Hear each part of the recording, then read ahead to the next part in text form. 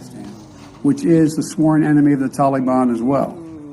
Every day we're on the ground is another day we know that ISIS-K is seeking to target the airport and attack both U.S. and allied forces and innocent civilians.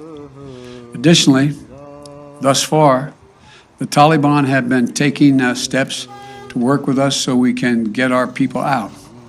But it's a tenuous situation. We've already had some gunfighting break out. We run a serious risk of it breaking down as time goes on. Second, the G7 leaders and the leaders of the EU, NATO, and the UN all agreed that we will stand united in our approach to the Taliban. We agreed the legitimacy of any future government depends on the approach it now takes to uphold international obligations, including to prevent Afghanistan from being used as a base for terrorism. And we agreed that none of us are going to take the Taliban's word for it. We'll judge them by their actions, and we'll stay in close coordination on any steps that we take moving forward in response to the Taliban's behavior. At the same time, we renewed our humanitarian commitment to the Afghan people and supported a proposal by the Secretary General Guterres of the United Nations-led international response with unfettered humanitarian access in Afghanistan.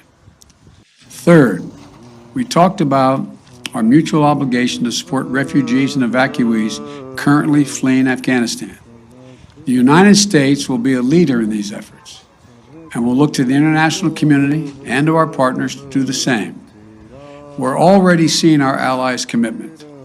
They're bringing to their countries the Afghans who served alongside their forces as translators or in their embassies, just as we're bringing to the United States those Afghans who worked alongside our forces and diplomats. We're continuing that effort. We're conducting thorough security screening in the intermediate stops they're making for anyone who is not a U.S. citizen or a lawful permanent resident of the United States. Anyone arriving in the United States will have undergone a background check. And we must all work together to resettle thousands of Afghans who ultimately qualify for refugee status.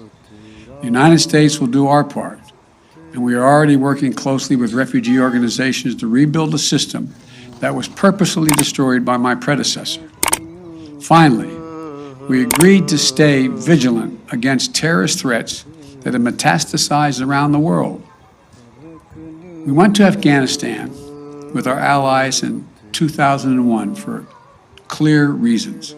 One, to get the people who attacked us on 9/11 and to get Osama bin Laden, and to make sure that Afghanistan was not used again as a base from which to attack the United States or our allies.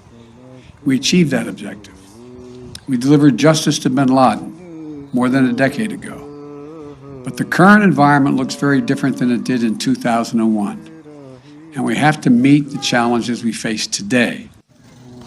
We run effective counterterrorism operations around the world, where we know terrorism is more of a threat than it is today in Afghanistan, without any permanent military presence on the ground. And we can and will do the same thing in Afghanistan with our over-the-horizon counterterrorism capability. Cooperation with our closest partners on our enduring counterterrorism mission will continue to be an essential piece of our strategy. In short, we all of us agreed today that we're going to stand shoulder to shoulder with our closest partners to meet the current challenges we face in Afghanistan, just as we have for the past 20 years. We're acting in consultation and cooperation with our closest friends and fellow democracies. And I want to again thank all of our allies and partners around the world who have rallied in support of our shared mission. We ended the conversation today by a clear statement on all of our parts. We are going to stay united, locked at the hip in terms of what we have to do. We'll get that done. And tomorrow, I've asked Secretary Blinken to give you an update and a detailed report on exactly how many Americans are still in Afghanistan, how many have gone out, and what our projection is. So thank you again, and God bless you, and may God protect our diplomats and all those in harm's way. Thank you. Mr. President, can you guarantee every American will be out? अमरीकी सदर Joe Biden का अफगानिस्तान से अफवाज के इनखला से मुतल्लिक़ खिताब। उन्होंने कहा 31 अगस्त तक इनखला का अमल मुकम्मल कर लेंगे। अमरीकी सदर ने कहा कि इत्तेहादियों के साथ मिलकर इनखला का अमल मुकम्मल करेंगे और अफगानिस्तान से अमरीका आने वालों का बैकग्राउंड चेक किया जा रहा है। तालिबान के बयानात नहीं, उनका तर्ज़ अमल देखेंगे। मौजूदा हालात 2001 से बहुत मुख्तलिफ हैं। उन्होंने तमाम ममालिक और इत्तेहादियों का शुक्रिया भी अदा किया। अमरीकी सदर जो बाइडेन का अफगानिस्तान से फ़ौज के इनखला से मुतल्लिक़ खिताब जारी था। 31 अगस्त तक इनखला का अमल मुकम्मल कर लेंगे। इत्तेहादियों के साथ मिलकर इनखला का अमल मुकम्मल कर रहे हैं। अमरीकी सदर जो बाइडेन का ये कहना था।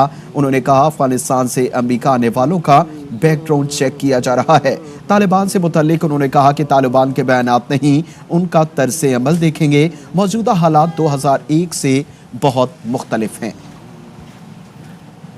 मुत्तहिद होकर इनखला का अमल मुकम्मल करेंगे। अमरीकी सदर जो बाइडेन का ये ऐलान सामने आया।